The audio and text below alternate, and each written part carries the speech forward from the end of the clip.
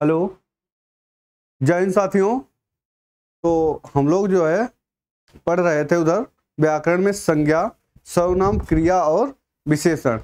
इतना हम लोगों ने पढ़ लिया था और उसकी प्रैक्टिस भी कर ली थी। तो उसी के आगे अब हम लोग चलेंगे। अविकारी शब्द या अव्यय क्या होते हैं। तो हमारा आज का टॉपिक जो है वो अव्यय पर आधारित है। उसके बहुत ही अच्छे से प्रीवियस ईयर क्वेश्चंस की प्रैक्टिस भी कराई जाएगी, वो भी कराएंगे और अव्यय को बेहतर तरीके से बताएंगे कि अव्यय क्या होता है, अव्यय का दूसरा नाम क्या होता है, अव्यय कितने प्रकार के होते हैं, अव्यय कुल कितने प्रकार के, ये सारी चीज़ हम लोग जानेंगे। तो आज वही हमारा टॉपिक है, उस टॉपिक का नाम है अव्यय। ठीक है। तो आप लोग देख रहे होंगे, अगर जो भी लोग हमसे जुड़े हुए हैं वो लगातार अगर हमसे पढ़ रहे हैं तो हमारा आप कंटेंट देख रहे होंगे। नंबर 1 का कंटेंट है। अभी हाल ही में पीसीएस सीसेट का पेपर हुआ था, उससे आप मैच कर सकते हैं। सारा एक का एक क्वेश्चन हमारे नोट्स से फंसेगा आपको। अभी हाल ही में जो है 15 तारीख को, 15 जून को, इसी 15 को जो है यूपी बीएड इंट्रेंस एग्जाम हुआ है। तो हमने अभी अलंकार जो आपको पढ़ाया था, जितने पीछे टॉपिक पढ़ा चुके हैं, सेम के सेम क्वेश्चन आप हमारे नोट्स से देख रहे हैं, आपको सेम का सेम क्वेश्चन मिलेगा। वही अभी बीएड का एग्जाम हुआ है, जैसे हमने पढ़ाया, जैसे बताया, सेम के सेम क्वेश्चन सारे फंसे हुए हैं। तो आप लोग हमसे जुड़िए, तो आपको बताएंगे अच्छी रणनीति कि किस समय कौन सी चीज़ पढ़नी है, कितना पढ़ना है। पढ़ने के लिए बहुत कुछ है, हमको बहुत कुछ नहीं पढ़ना है, हमको उतना ही पढ़ना है जितना हमारे लिए इम्पॉर्टेंट है, जितनी हमको उसकी ज़रूरत है। बाकी पढ़ने के लिए पूरा जीवन पढ़ा है, आप पढ़ते रहिए, ज्ञान कम नहीं पड़ेगा, ज्ञान बहुत है। लेकिन हमको क्या करना है, हमको अभी लेनी है अपनी नौकरी। तो इसलिए नौकरी लेने के लिए हमको उतना पढ़ना होगा जितना पेपर में आता है। तो उसके लिए हमसे जुड़िए, सटीक रणनीति आपको बताएंगे और वो पढ़ेंगे। ठीक है। तो आज का हमारा टॉपिक है अव्यय। तो अव्यय देखेंगे, इसके क्वेश्चन कराएंगे।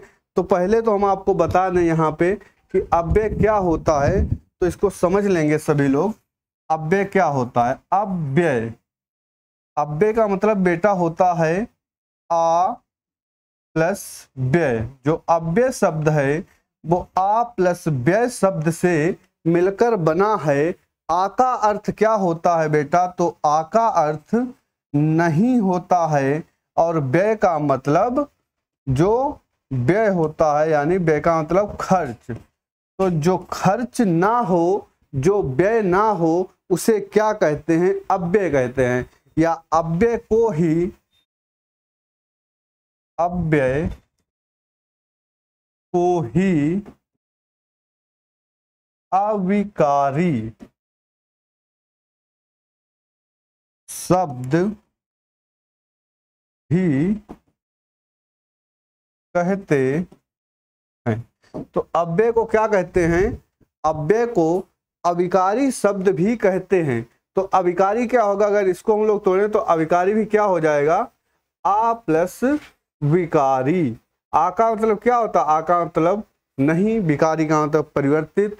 तो जिसमें परिवर्तन ना हो उसे क्या कहेंगे? अविकारी कहेंगे। जो ज्यों का त्यों बना रहे, जिसमें परिवर्तन ना हो और जो व्यय ना हो, उसे क्या कहते हैं? तो उसे बेटा अव्यय या अविकारी शब्द कहते हैं। देखिए, शब्द मुख्यतः जो विकार और अविकार के आधार पर होते हैं, तो दो प्रकार के होते हैं रूप या प्रयोग के आधार पर शब्द। पहला होता है विकारी, दूसरा होता है अविकारी। विकारी में बेटा कौन कौन से आते हैं? तो विकारी में 4 आते हैं, 4। पहला होता है आपका संज्ञा, दूसरा होता है बेटा सर्वनाम, और तीसरा होता है क्रिया, और चौथा बेटा होता है विशेषण। तो संज्ञा, सर्वनाम, क्रिया और विशेषण, ये 4 कैसे शब्द हैं बेटा? तो ये 4 विकारी शब्द हैं। और दूसरा जो प्रकार हमारा होता है, तो दूसरा होता है बेटा अविकारी। ठीक। तो अविकारी, अविकारी का मतलब जिसमें परिवर्तन ना हो, जो ज्यों के त्यों बने रहें, जिनमें व्यय ना, उन्हें अविकारी कहते हैं। तो अविकारी के अंतर्गत बेटा कितने आते हैं? तो अविकारी बेटा 4 प्रकार के होते हैं। वो 4 प्रकार कौन से हैं तो देखेंगे सभी लोग। अविकारी बेटा 4 प्रकार के होते हैं। अविकारी 4 प्रकार के होते हैं। अविकारी कितने प्रकार के होते हैं? तो बेटा अविकारी 4 प्रकार के होते हैं। वो 4 प्रकार कौन कौन से हैं? तो पहला प्रकार बेटा होता है क्रिया विशेषण, क्रिया विशेषण। और जो दूसरा प्रकार बेटा है वो होता है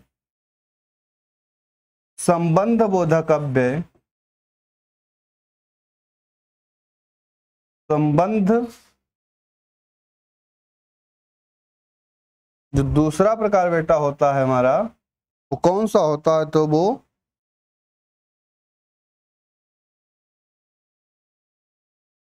संबंध बोधक होता है। तो दूसरा हमारा संबंध बोधक होता है। जो तीसरा अव्यय होता है बेटा वो हमारा होता है समुच्चय बोधक, समुच्चय बोधक अव्यय। ठीक, और जो चौथा बेटा होता है वो विस्मयादि बोधक अव्यय।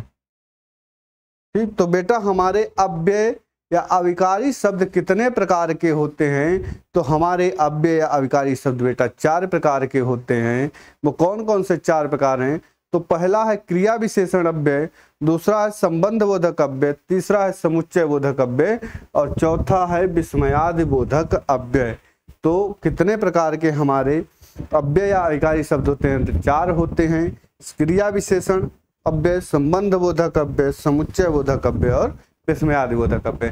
देखिए क्रिया विशेषण अव्यय क्या होता है?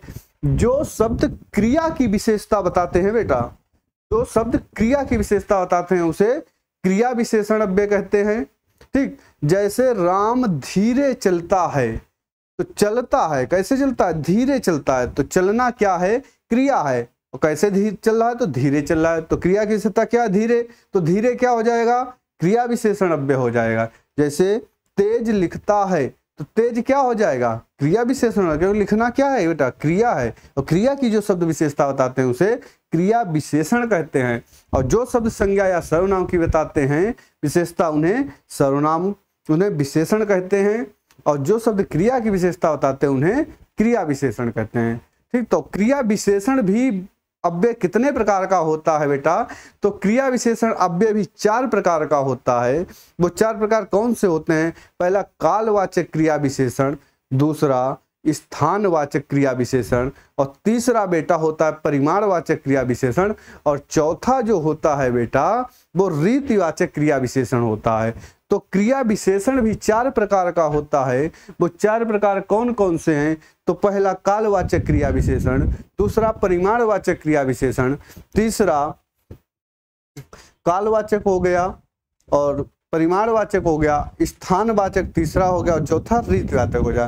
कालवाचक का मतलब जिसमें काल समय बताया जाता है उसे कालवाचक कहते हैं। ठीक है। परिमाणवाचक का मतलब जिसमें नाप तौल वाली शब्द प्रयोग किए जाते हैं नाप तौल के लिए, वो परिमाणवाचक हो जाते हैं। स्थानबोधक, जो स्थानबोधक आगे है पीछे ऊपर नीचे दाएं बाएं ये स्थानबोधक होते हैं तो स्थानवाचक कहलाते हैं। रीतिवाचक, जो रीतिवाचक विशेषण बहुत होते हैं। जो इन विशेषण कौन कौन? परिमाणवाचक विशेषण और स्थानवाचक विशेषण कालवाचक विशेषण के अंतर्गत नहीं आते, उन सभी अव्ययों को इसके अंतर रख दिया जाता है। उन सभी अव्ययों को रीतिवाचक क्रिया विशेषण के अंतर्गत रख दिया जाता है। जितनी बात समझ आई सभी को। अव्यय क्या है? आ प्लस व्यय, यानी जो व्यय ना हो, खर्च ना हो, उसे अव्यय कहते हैं। अव्यय का दूसरा नाम अविकारी शब्द भी होता है। जिसमें परिवर्तन ना हो उसे अविकारी शब्द कहते हैं। ठीक है। और अविकारी या अव्यय कितने होते हैं, कितने प्रकार के? तो 4 प्रकार के होते हैं। पहला जो हमारा होता है वो क्रिया विशेषण, दूसरा समुच्चय, तीसरा संबंध और चौथा बेटा विस्मयादि बोधक अव्यय। और फिर क्रिया विशेषण भी 4 प्रकार का होता है। कालवाचक क्रिया विशेषण, स्थानवाचक क्रिया विशेषण, परिमाणवाचक क्रिया विशेषण और रीतिवाचक क्रिया विशेषण। तो उसी के अब हम लोग क्वेश्चंस करेंगे। तो पहला क्वेश्चन सभी लोग बेटा ध्यान से देखेंगे। पहला क्वेश्चन कह रहा है कि जिन शब्दों का प्रयोग वाक्य को श्रव्य, भावार्थ और बल प्रदान करने के लिए होता है, लेकिन वे वाक्य के अंग नहीं होते, क्या कहलाते हैं? कनिष्ठ सहायक जूनियर असिस्टेंट में पूछा गया है 2000 में, तो वो क्या कहलाएगा बेटा? तो इसको ध्यान से समझेंगे। देखिए अव्यय ये 4 प्रकार के होते हैं। अगर कुल अव्यय पूछ लिए जाएं तो कुल अव्यय 5 प्रकार के होते हैं। और 5वां ये कौन सा होता है? तो 5वां जो अव्यय बोला जाता है उसको बेटा निपात कहते हैं। उसको क्या कहते हैं बेटा? तो उसको निपात कहते हैं। निपात, तो उसे क्या कहेंगे बेटा? उसे निपात कहेंगे। ठीक है। और निपात का प्रयोग किसके लिए होता है? बल प्रदान के लिए। जैसे हमने कहा तुमको पढ़ना है, ठीक, और इसी को हमने कह दिया बेटा कि तुमको पढ़ना ही है, तो ही क्या हो गया? ही निपात हो गया। वो किसी शब्द विशेष पर, वाक्यांश पर बल प्रदान करने के लिए लगाया जाता है, इसलिए निपात को भी अव्यय कहते हैं। अव्यय का ही भेद है, वो क्या होता है? वो निपात होता है। ठीक, जैसे तुमको पढ़ लिख कर के एक अच्छा अधिकारी बनना है, और इसी को हमने कह दिया तुमको पढ़ लिख कर के एक अच्छा अधिकारी बनना ही है, तो ही क्या हो जाएगा? ये बल दे रहा है उस शब्द पे, तो इसलिए ही क्या हो जाएगा बेटा? ये निपात हो जाएगा। तो निपात ये 5वां प्रकार होता है। तो इतनी बात समझ आई सभी को? तो देखिए पहला क्वेश्चन इसका बताइए आंसर सभी लोग हमें, कि जिन शब्दों का प्रयोग वाक्य को श्रव्य, भावार्थ और बल प्रदान करने के लिए होता है, लेकिन वे वाक्य के अंग नहीं होते, क्या कहलाते हैं? पहला ऑप्शन है निपात, दूसरा ऑप्शन है मौलिक, तीसरा ऑप्शन है निर्विभक्तिक, और चौथा ऑप्शन है यौगिक। तो क्या कहलाएगा बताइए? अभी समझा चुके हैं आप लोगों को।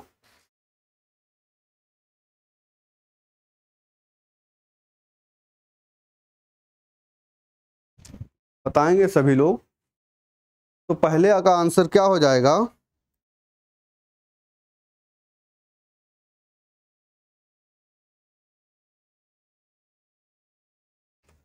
तो देखिए अभी हमने कहा बल प्रदान करने के लिए, तो बल प्रदान करने से तुमको ही करना, तो ही ये क्या आ गया? यही बल प्रदान करता, तो वो क्या कहलाता?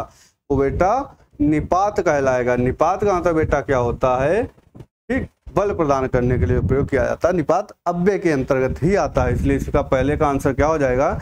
ए ऑप्शन होगा पहला। अगला देखिए दूसरा क्वेश्चन कह रहा है निम्नलिखित में से किस वाक्य में परिमाणवाचक क्रिया विशेषण है? ये आपको बताना है। और क्वेश्चन है कनिष्ठ सहायक का 2019 का, यह लड़की सुंदर है, और दूसरा है यह लड़की सुंदर है, दूसरा ऑप्शन है इस बारिश में बहुत ओले पड़े, और तीसरा ऑप्शन है तुम अच्छे खिलाड़ी हो, और अगला है मैदान हरा भरा है। तो कौन सा आंसर हो जाएगा बताइए सभी लोग।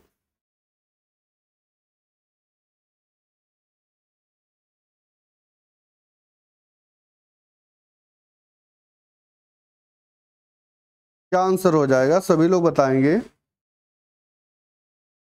देखिए इसमें कह रहा है कि यह लड़की सुंदर है, इस बारिश में बहुत ओले पड़े, तुम अच्छे खिलाड़ी हो, मैदान हरा भरा। तो बहुत ओले पड़े, बहुत क्वांटिटी यानी क्या हो जाएगा? परिमाणवाचक। तो कौन सा आंसर होगा बेटा? दूसरा आंसर हो जाएगा सही। Correct option is the second option. ठीक है। अगला देखिए क्वेश्चन नंबर 3।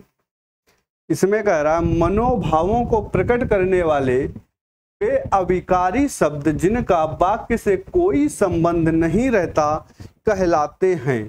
ठीक है। तो इसमें कह रहा है अविकारी। अविकारी अभी हम बता चुके, आ प्लस विकारी जो परिवर्तित ना हो उन्हीं को अविकारी या अव्यय कहते हैं। ठीक है। तो क्या हो जाएगा? मनोभाव, जो मन में भाव, हर्ष, विषाद, सुख, दुख, लाज, ग्लानि, ये सब मन में विकार यानी परिवर्तन आते हैं, उनको क्या कहते हैं? यही होते हैं मनोभाव। मन में भाव उत्पन्न होते हैं इस प्रकार के, इन्हीं को क्या कहते हैं? प्रकट करने वालों को विकारी शब्द जिनका वाक्य से कोई संबंध नहीं था, वो क्या कहलाते हैं बताओ? पहला ऑप्शन है विस्मयादिबोधक अव्यय, सेकेंड ऑप्शन है अनुबद्ध बोधक अव्यय, और थर्ड ऑप्शन है समुच्चय बोधक अव्यय, और फोर्थ ऑप्शन है विकल्प बोधक अव्यय। तो कौन सा आंसर बेटा हो जाएगा बताइए सभी लोग जल्दी से जल्दी इसमें। तो देखिए मनोभाव प्रकट करने के लिए जो होता है वो पहला ऑप्शन हो जाएगा विस्मयादिबोधक अव्यय, जैसे तुमने अच्छी चीज देखी, तुमने कहा ओह मजा आ गया, तो क्या हो गया विस्मयादिबोधक अव्यय। जैसे तुमने शोक वाली चीजें देखी, एक गगना वाली देखी तो कहा हाय राम ये क्या हो गया, हाय राम ये तो चल बसा, तो ये क्या होते हैं विस्मयादिबोधक अव्यय के अंतर्गत आते हैं। अगला देखिए क्वेश्चन नंबर 3, इसमें कह रहा है कि मोहिनी तेज दौड़ती है, इस वाक्य में तेज क्या है। इंपॉर्टेंट क्वेश्चन बेटा, यूपीएसआई 2017 में पूछा गया है, Uttar Pradesh police sub inspector. तो इसका क्या हो जाएगा, पहला ऑप्शन है रीतिवाचक क्रिया विशेषण, दूसरा है स्थानवाचक क्रिया विशेषण, और तीसरा है कालवाचक क्रिया विशेषण, और चौथा है परिमाणवाचक क्रिया विशेषण। अभी हमने बताया था अव्यय 4 प्रकार के होते हैं, पहला क्रिया विशेषण अव्यय, दूसरा संबंध बोधक अव्यय, और तीसरा समुच्चय बोधक अव्यय, और चौथा जो होता है वो विस्मयादि बोधक अव्यय होता है। और उसी में हमने बताया था क्रिया विशेषण अव्यय जो है वो 4 प्रकार का होता है। तो वही ये चारों प्रकार जो हैं ये क्रिया विशेषण अव्यय के अंतर्गत आते हैं। तो ये चारों किसके प्रकार हैं, क्रिया विशेषण अव्यय के ही प्रकार हैं, इनको ध्यान रखना, पूछ लिया जाता है। अब इसमें से आपको बताना है कि मोहिनी तेज दौड़ती है, तो इस वाक्य में कौन सा अव्यय होगा। मोहिनी तेज दौड़ती है तो इस वाक्य में अव्यय कौन सा होगा। तो देखिए स्थान का मतलब स्थान की बात कर रहा हो तो यहाँ पे तेज स्थान है नहीं, काल का मतलब टाइम तो टाइम है नहीं, परिमाण का मतलब नाप तौल वाली भी थी तो नाप तौल वाली तो है नहीं यहाँ पे, तो कौन सा बचा। तो हमने बताया कि जो विशेषण इन तीनों के अंतर्गत नहीं आएंगे वो सारे विशेषण जो अव्यय हैं वो रीतिवाचक के अंतर्गत आ जाएंगे। तो इसलिए तेज क्या हो जाएगा इसमें, इसलिए रीत तेज जो है वो रीतिवाचक क्रिया विशेषण के अंतर्गत आ जाएगा, इसलिए 4th ऑप्शन का फर्स्ट आंसर होगा। ठीक, अगला देखिए क्वेश्चन नंबर 5, समझ आ रहा सभी को प्रॉपर। 5 नंबर क्वेश्चन देखिए, लगभग किसका उदाहरण है। लगभग, पहला संबंध बोधक, दूसरा समुच्चय बोधक, तीसरा विस्मयादि बोधक, और चौथा निपात। तो कौन सा हो जाएगा बताइए सभी लोग। तो देखिए समुच्चय मतलब समुच्चय जोड़ने वाले कंजक्शंस होने चाहिए, और किंतु परंतु अथवा लेकिन तथा या, तो ऐसा तो है नहीं यहाँ पे। विस्मयादि बोधक वही हर्ष दुख दुख वाले हो तो लगभग ऐसा है नहीं। निपात का मतलब ही भी तब ये होते हैं निपात, तो कौन सा बचा, तो संबंध बोधक बचा, तो इसलिए लगभग क्या हो जाएगा, संबंध बोधक अव्यय हो जाएगा। अगला देखिए क्वेश्चन नंबर 6, तुम आओगे अथवा श्याम आएगा, इसमें किस प्रकार के अव्यय का प्रयोग हुआ है। पहला क्वेश्चन है परिणाम दर्शक, और दूसरा है संयोजक, और तीसरा है विरोध सूचक, और चौथा है विकल्प बोधक। तो कौन सा आंसर हो जाएगा, तुम आओगे अथवा श्याम आएगा। तो परिणाम तो है नहीं यहाँ पे, संयोजक भी है नहीं, विरोध भी किया नहीं जा रहा, तो कौन सा बचा विकल्प, और अथवा लगा ही है कि तुम आओगे अथवा श्याम आएगा, तो कोई एक विकल्प आपको चुनना है। आप तो अपने आप आइए या तो श्याम को भेजिए, तो इसलिए यहाँ पे कौन सा अव्यय है, यहाँ पे विकल्प बोधक अव्यय है, यानी D option is the correct answer question number 6, यानी 6ठे प्रश्न का उत्तर चौथा ऑप्शन सही है। अगला देखिए क्वेश्चन नंबर 7, निम्नलिखित में से क्या विरोध दर्शक अव्यय है, वो आपको बताना है। पहला ऑप्शन है फलतः, दूसरा ऑप्शन है क्योंकि, और तीसरा ऑप्शन है किंतु, और चौथा ऑप्शन है इसलिए। कौन सा हो जाएगा विरोध दर्शक। तो देखिए यहाँ पे फलतः तो परिणाम होता है, क्योंकि संबंध है इसलिए अच्छा पढ़ोगे तो इसलिए अच्छे अंक को संबंध है, लेकिन कौन सा किंतु इसका तीसरा हो जाएगा, ये विरोध दोषक के अंतर्गत आएगा, 3rd ऑप्शन। अगला देखिए क्वेश्चन नंबर 8, वह बहुत धीरे धीरे बात करता है, रीतिवाचक अव्यय क्या है, धीरे धीरे, करता है, बात या धीरे। इसमें आपको बताना है रीतिवाचक अव्यय क्या है। यूपी पीसीएल स्टेनोग्राफर परीक्षा 2018 में पूछा गया क्वेश्चन है कि वह बहुत धीरे धीरे बात करता है, तो इसमें रीतिवाचक अव्यय क्या है ये बताना है आपको, तो जल्दी से बताइए। इसमें कौन सा अव्यय हो जाएगा? पानी पी ले, 1 मिनट।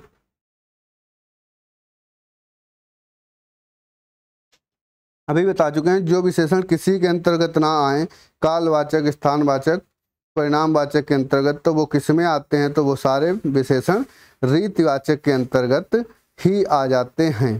तो आपको वही बताना है।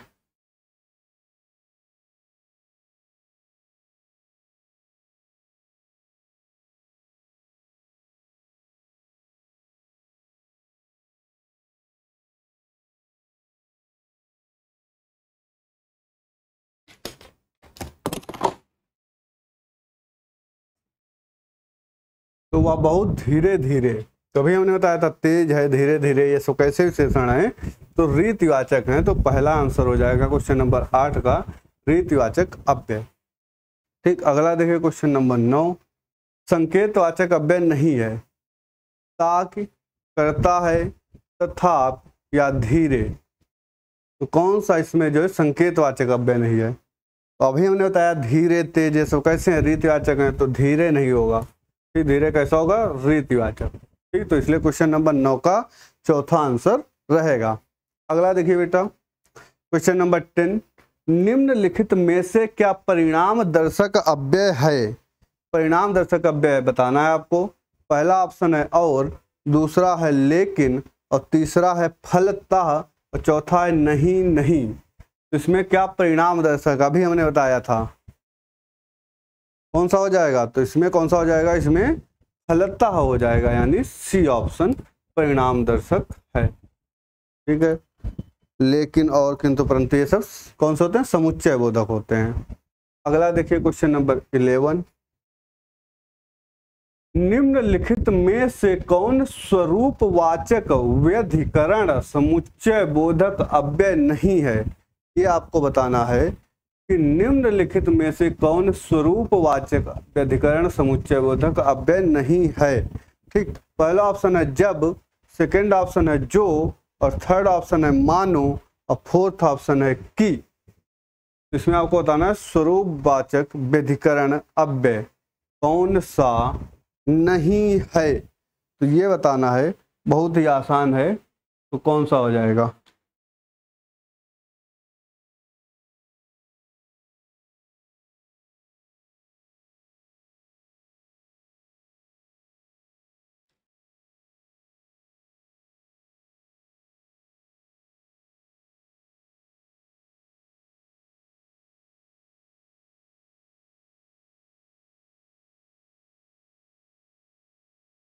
ठीक है, तो व्यधिकरण यानी स्वरूपवाचक व्यधिकरण कौन सा नहीं होगा? तो कौन सा? मानो, यानी सी ऑप्शन। अगला देखो क्वेश्चन नंबर 12। इसमें कह रहा है कभी कभी एक क्रिया विशेषण है। अभी हमने बताया था क्रिया विशेषण 4 प्रकार का होता है, वो ये चारों प्रकार दिए हैं क्रिया विशेषण के अंतर्गत। तो इसी में बताना है कि क्रियावाचक विशेषण के अंतर्गत कौन सा है कभी कभी। बताइए, कभी कभी एक क्रिया विशेषण है। कैसा क्रिया विशेषण है? पहला कालवाचक, दूसरा रीतिवाचक, और तीसरा परिमाणवाचक, और चौथा स्थानवाचक। कौन सा हो जाएगा? बताइए, कभी कभी। तो कभी कभी कैसा विशेषण है? कभी कभी यानी हम कभी कभी आपको मिलते हैं, हम कभी कभी आपको पढ़ाने आते हैं। कभी कभी यानी समय किया जाता है। तो कौन सा हो जाएगा? कालवाचक, यानी पहला ऑप्शन। ठीक है, तो पहला ऑप्शन होगा क्वेश्चन नंबर 12 का। अगला देखिए क्वेश्चन नंबर 13। इसमें कह रहा है निम्नलिखित में से क्या एक संयुक्त क्रिया विशेषण नहीं है? संयुक्त क्रिया विशेषण नहीं है पूछ रहा है। पहला सांझ सवेरे, दूसरा ऑप्शन है प्रतिपल, और तीसरा ऑप्शन है कुछ न कुछ, और चौथा ऑप्शन है वहां पर। तो कौन सा आंसर हो जाएगा? बताइए सभी लोग। तो निम्नलिखित में से क्या एक संयुक्त क्रिया विशेषण नहीं है? तो संयुक्त क्रिया विशेषण नहीं है तो क्या नहीं है? चौथा ऑप्शन यानी वहां पर नहीं है। ठीक, अगला देखिए क्वेश्चन नंबर 14। निम्नलिखित में से क्या एक यौगिक क्रिया विशेषण है? आपको बताना है निम्नलिखित में से कौन सा एक यौगिक क्रिया विशेषण है, ये बताना है आपको। तो जल्दी से बताइए।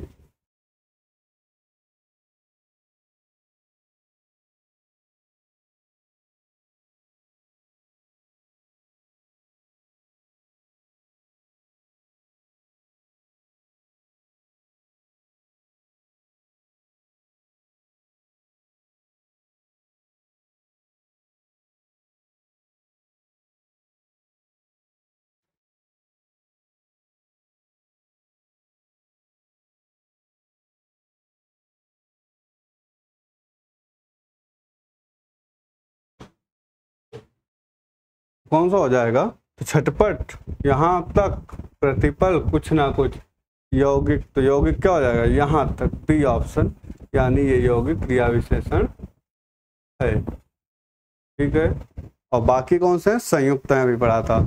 अगला देखिए 15 नंबर। एक शब्द का निम्नलिखित में से किस रूप में प्रयोग किया जा सकता है? पहला संज्ञा, दूसरा विशेषण, तीसरा संबंध बोधक और चौथा क्रिया विशेषण। तो क्या हो जाएगा बताइए?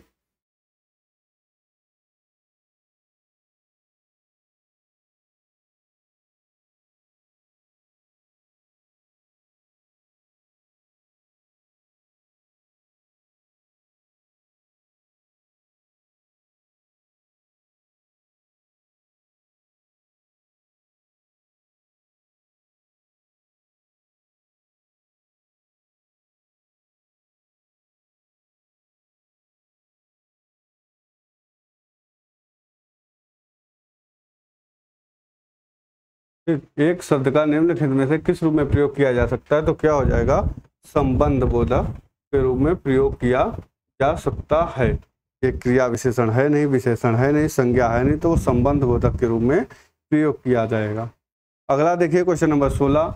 पुस्तक के बिना कैसे पढ़ोगे में संबंध बोधक अव्यय कौन सा है? पहला कैसे, दूसरा पढ़ोगे, तीसरा बिना और चौथा पुस्तक।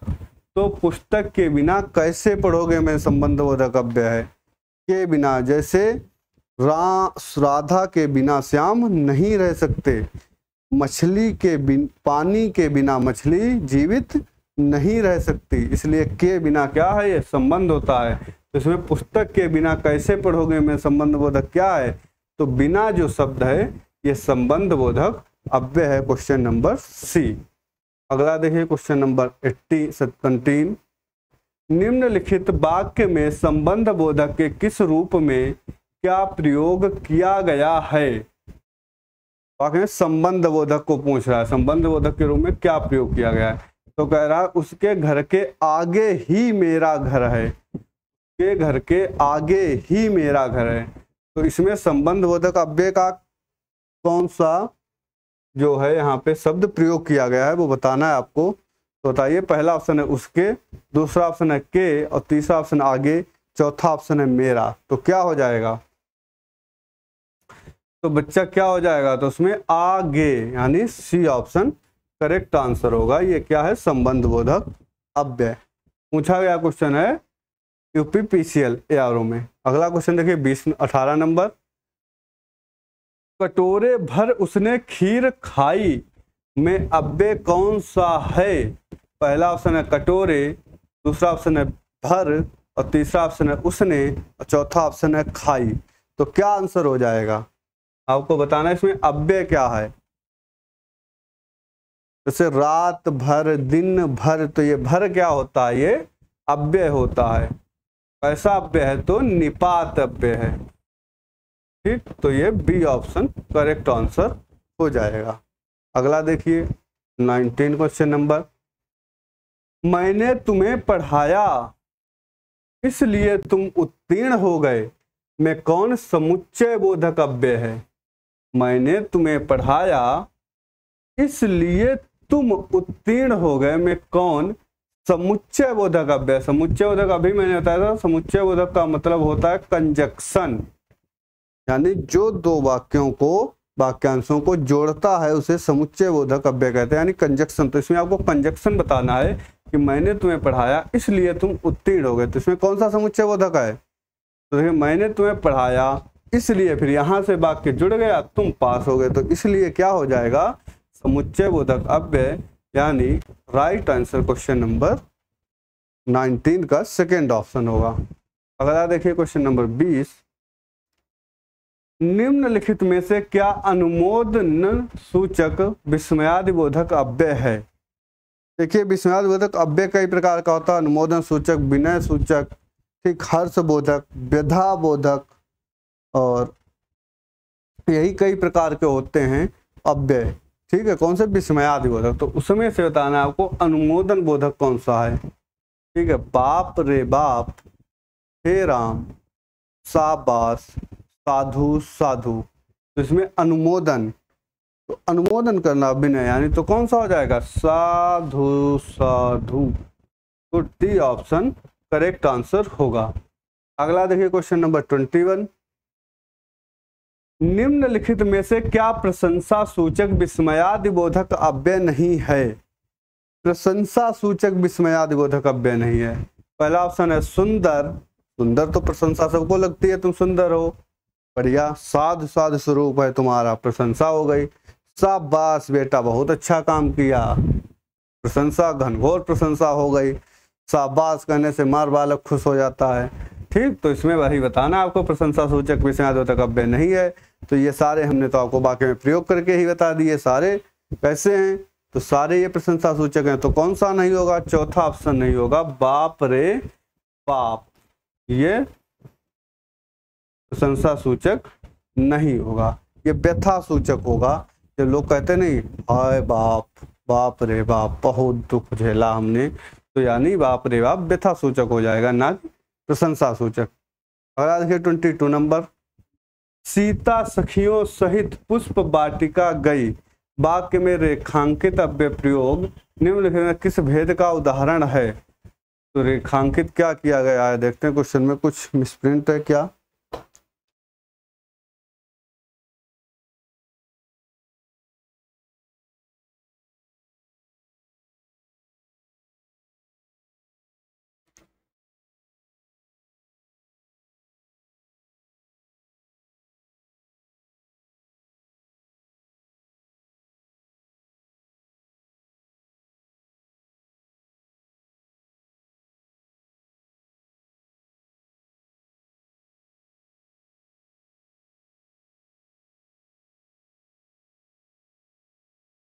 सीता सखियों साथ गई, इसमें आपको अव्यय बताना है।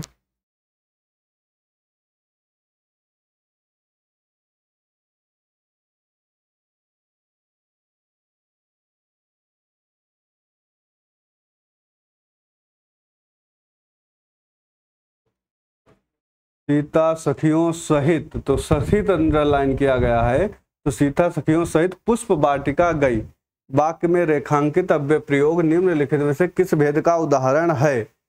तो सहित क्या हो जाएगा, सीता सखियों सहित, तो सखियों सहित क्या है, संबंध बोधक है, ठीक। तो बी ऑप्शन करेक्ट आंसर होगा। अगला देखिए क्वेश्चन नंबर 23 का ऑप्शन, रूप के अनुसार क्रिया विशेषण कितने प्रकार के होते हैं। लोअर परीक्षा 2019 में पूछा गया है, अभी पढ़ा रहे हैं जब से, कई बार आपको बता चुके हैं, तो वो बताना है आपको कि रूप के अनुसार क्रिया विशेषण कितने प्रकार का होता है, ये आपको बताना है। तो पहला ऑप्शन है 3, और दूसरा ऑप्शन है 2, और तीसरा ऑप्शन है 4, और चौथा ऑप्शन है 1। तो कौन सा हो जाएगा बताइए, अभी कई बार बता चुके हैं। तो देखिए रूप के अनुसार क्रिया विशेषण जो होता है वो 4 प्रकार का होता है, ठीक है। अब वो 4 प्रकार कौन कौन से होते हैं, कालवाचक क्रिया विशेषण, दूसरा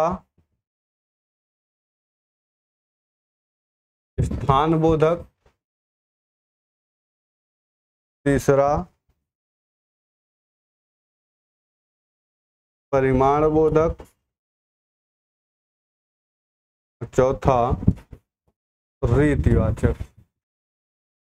तो क्रिया विशेषण कितने प्रकार का होता, तो क्रिया विशेषण बच्चा 4 प्रकार का होता है। अगला देखिए क्वेश्चन नंबर 24, तुम प्रतिदिन खेलते हो, उपयुक्त वाक्य में प्रतिदिन कौन सा क्रिया विशेषण है। बताइए 4 प्रकार के होते हैं, उसमें से बताना है आपको कि प्रतिदिन कौन सा हो जाएगा। तो पहला ऑप्शन है कालवाचक क्रिया विशेषण, दूसरा है परिमाणवाचक, तीसरा है गुणवाचक और चौथा है स्थानवाचक। तो तुम प्रतिदिन खेलते में प्रतिदिन को बताना है, तो ये कालवाचक होगा या परिमाणवाचक होगा या गुणवाचक होगा या स्थानवाचक। प्रतिदिन यानी डेली, तो ये क्या है, काल है, समय की बात कर रहा है, तो इसलिए प्रतिदिन में क्या हो जाएगा, कालवाचक क्रिया विशेषण हो जाएगा। पहला ऑप्शन होगा 24 का। अगला देखिए 25 नंबर, किस वाक्य में संबंध बोधक अव्यय का प्रयोग हुआ है। मैं पीछे आया था, दूसरा काम ऐसा मत करो, तीसरा है मैं यह काम नहीं करूंगा और चौथा ऑप्शन है मैं काम के पीछे आया था। तो इसमें बताना है आपको संबंध बोधक अव्यय का प्रयोग किसमें हुआ है। तो चारों ऑप्शन दिए गए हैं, तो इसमें से सही ऑप्शन कौन सा हो जाएगा ये आपको बताना है।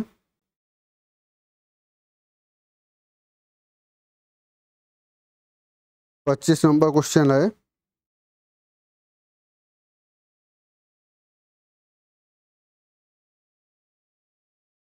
तो कौन सा हो जाएगा, मैं पीछे आया था, मैं ऐसा काम, मैं काम के पीछे, मैं काम के पीछे, पीछे जो है क्या है, संबंध बोधक अव्यय।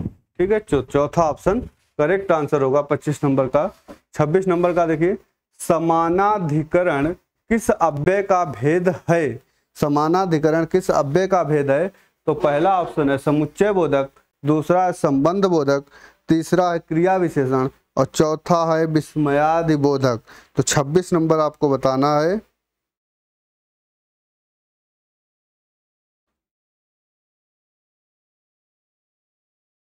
तो समानाधिकरण किसका होता है, ये समुच्चय बोधक का होता है, या जैसे अथवा, ये सब इसी के अंतर्गत आते हैं।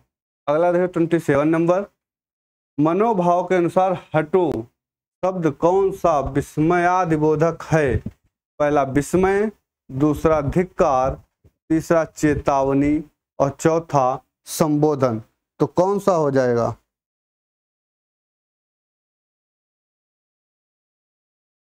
तो कौन सा हो जाएगा, हटो। हटो का मतलब क्या कह रहे हैं, चेतावनी दे रहे हैं, तो यानी सी नंबर आंसर सही हो जाएगा।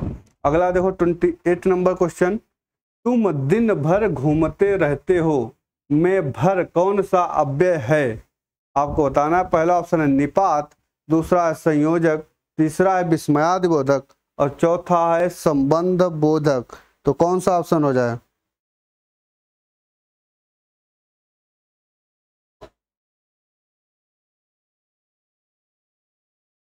तुम दिन भर घूमते रहते हो, भर अभी हमने बताया था, भर क्या होता है, निपात होता है, यानी ए ऑप्शन करेक्ट आंसर होगा। अगला देखिए 29 नंबर, हम दोनों शांति पूर्वक पढ़ते रहते हैं, इस वाक्य में पूर्वक शब्द कौन सा संबंध बोधक है। पहला मौलिक, दूसरा सविभक्तिक और तीसरा यौगिक और चौथा निर्भविक्तिक। तो कौन सा हो जाएगा बताइए 29 नंबर क्वेश्चन में। तो हम पूर्वक शब्द, तो पूर्वक कैसा है, पूर्वक मौलिक हो जाएगा, ऑप्शन नंबर ए। अगला देखिए 30 नंबर, अर्थ के अनुसार क्रिया विशेषण कितने प्रकार के होते हैं।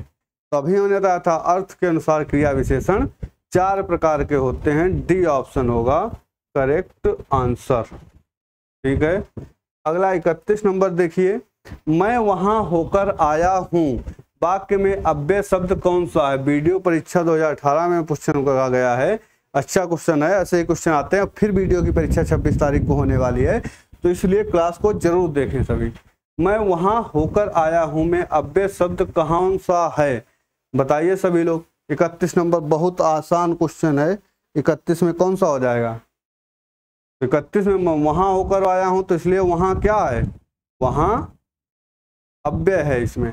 अगला देखिए 32 नंबर क्वेश्चन, उसने कटोरा भर दूध पिया, वाक्य में अव्यय शब्द क्या है, उतनी देर से पढ़ रहे हैं हम लोग, तो इसमें बहुत आसान क्वेश्चन है, भर क्या हो जाएगा, अव्यय हो जाएगा। अगला देखिए 33 नंबर,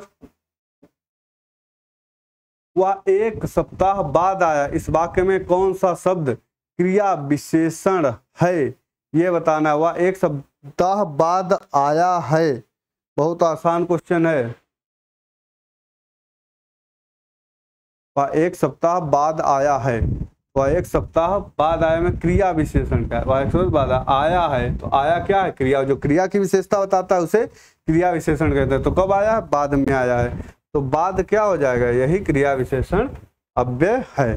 ठीक, अगला देखिए 34 नंबर, सेनाएं युद्ध क्षेत्र में आगे बढ़ी, इस वाक्य में संबंध बोधक अव्यय बताइए। पहला है सेनाएं, दूसरा है युद्ध क्षेत्र, और तीसरा है आगे, और चौथा है बढ़ी। तो कौन सा हो जाएगा संबंध बोधक? सेनाएं युद्ध क्षेत्र में आगे बढ़ी, हमने बताया था आगे पीछे, ठीक, के बिना, ये सब क्या होते हैं? यही सब संबंध बोधक होते हैं। तो सी ऑप्शन इसका करेक्ट आंसर रहेगा 34 नंबर का। अगला देखिए 35 नंबर। 35 में है, वह आया और मैं गया, इस वाक्य में समुच्चय बोधक अव्यय है। वीडियो परीक्षा 2018 में पूछा गया अच्छा क्वेश्चन। तो हमने बताया था जो दो वाक्यों को जोड़ता है उसे क्या कहते हैं? समुच्चय बोधक कहते हैं। तो इसलिए इसमें और सेकेंड ऑप्शन क्या हो जाएगा? समुच्चय बोधक ऑप्शन हो जाएगा, यानी कंजक्शंस हो जाएगा। ठीक, अगला देखिए 36 नंबर, निम्न में अव्यय है, पहला ठीक, दूसरा कृष्ण, तीसरा जापान और चौथा उत्तर। तो कौन सा अव्यय है? ये तो नाम है सारे सबके सब, तो ये क्या है? ठीक। ठीक कैसा है? अव्यय है। ठीक, तो पहला आंसर करेक्ट होगा। अगला देखिए 37 नंबर, अफसोस मैं नहीं जा सका, शब्द के अव्यय है, पहला हर्ष सूचक, दूसरा आश्चर्य सूचक, तीसरा शोक सूचक और चौथा संबोधन सूचक। बताइए कौन सा हो जाएगा? अफसोस। अफसोस मतलब संबोधन, मैं नहीं जा पाया, ठीक, इसलिए कौन सा हो जाएगा? संबोधन सूचक अव्यय हो जाएगा 37 नंबर में। इसका यही आंसर सही रहेगा। ठीक है, तो समझ आया इतना या नहीं आया?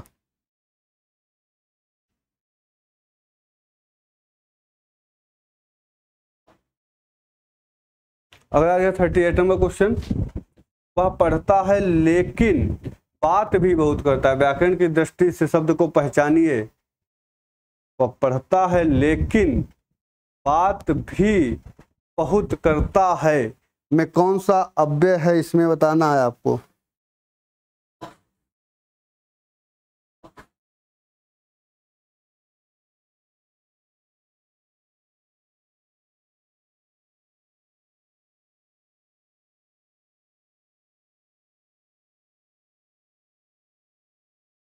ठीक, तो ये तो लेकिन लगा है, लेकिन क्या है? अव्यय है, सबको पता। अगला देखो 39 नंबर, उसे धीरे धीरे लिखने की आदत है, रेखांकित शब्द क्या है? अभी बता चुके हैं, धीरे धीरे क्या है? क्रिया विशेषण अव्यय होता है। ठीक है, तो कौन सा आंसर होगा? डी आंसर करेक्ट आंसर होगा। अगला देखो 40 नंबर क्वेश्चन, मुंबई के निकट पूना है, रेखांकित शब्द में क्या है? संज्ञा, सर्वनाम, संबंध सूचक या समुच्चय सूचक। मुंबई के निकट पूना है, बहुत आसान क्वेश्चन है, बताइए सभी लोग।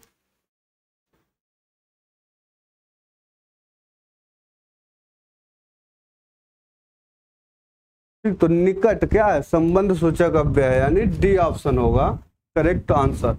अगला देखिए 41 नंबर, हाय अब मैं क्या करूं, इस वाक्य में विस्मय बोधक अव्यय क्या है? बताइए, वीडियो 2018 का क्वेश्चन है, बहुत आसान है। हाय अब मैं क्या करूं, तो इसमें विस्मय सूचक कौन से होते हैं? तो हाय, हाय कैसा है? ये विस्मय सूचक अव्यय है। ठीक, अगला 42 नंबर, कौन सा समुच्चय बोधक अव्यय नहीं है? वनरक्षक में पूछा गया है, आपको बताना है कौन सा इसमें समुच्चय सूचक अव्यय नहीं है। समुच्चय का मतलब कंजक्शन होता है, यानी जोड़ने वाला, जो जोड़ता ना हो उसे कहते हैं समुच्चय सूचक। पहला आजन्म, दूसरा अर्थात, तीसरा अथवा, चौथा अतएव। तो कौन सा हो जाएगा? आजन्म नहीं हो जाएगा। ठीक, ये समुच्चय बोधक अव्यय नहीं है। आखिर अर्थात, अथवा, अतएव, एवं, किंतु, परंतु, तथा, ये सब क्या होते हैं? सब समुच्चय बोधक होते हैं। अगला आता है 43 नंबर, कौन सा पद विकृत नहीं होता है? विकृत यानी उसमें परिवर्तन नहीं होता, चेंज नहीं होता। तो अभी बार इतनी देर से बता रहे, क्या होता है? वो अव्यय होता है, यानी डी ऑप्शन करेक्ट आंसर होगा। अगला देखिए 44 नंबर क्वेश्चन, अर्थ के आधार पर संबंधवाचक अव्यय को कितने में विभक्त किया गया है? बहुत अच्छा क्वेश्चन है, थोड़ा लेवल का क्वेश्चन है, यूपी टेट परीक्षा में पूछा गया क्वेश्चन है। तो अर्थ के आधार पर संबंधवाचक अव्यय कितने प्रकार का होता है, बताइए सभी लोग। तो अर्थ के आधार पर क्या कितने प्रकार का होता है, संबंध बोधक अव्यय जो अर्थ के आधार पर 13 प्रकार के होते हैं। ठीक, अगला देखिए 45 नंबर। जो शब्द वाक्यांशों, वाक्य तथा शब्दों को जोड़ते हैं उन्हें क्या कहते हैं, अभी हमने बताया था जो शब्दों को जोड़ते हैं उनको कंजक्शंस यानी समुच्चय बोधक अव्यय कहते हैं। बहुत आसान है। अगला देखिए 46 नंबर। निम्न में अव्यय क्या है, दक्षिण भारत आह श्याम यूपी टीटी में पूछा गया है, तो कौन सा है, आह शब्द है। ठीक, आह क्या है, ये अव्यय है, बाकी सारे संज्ञाएं हैं, अव्यय नहीं है। आगे देखिए 47 नंबर। रात भर जागना स्वास्थ्य के लिए अच्छा नहीं है, रेखांकित शब्द को पहचानिए। तो इसमें आपको बताना है कि रात भर कौन सा जागना स्वास्थ्य के लिए अच्छा नहीं है। तो संबंध सूचक अव्यय, भाववाचक, विशेषण या समुच्चय सूचक, तो कौन सा हो जाएगा, रेखांकित शब्द तो इसमें दिया नहीं गया है, तो अभी रेखांकित देखते हैं क्या है।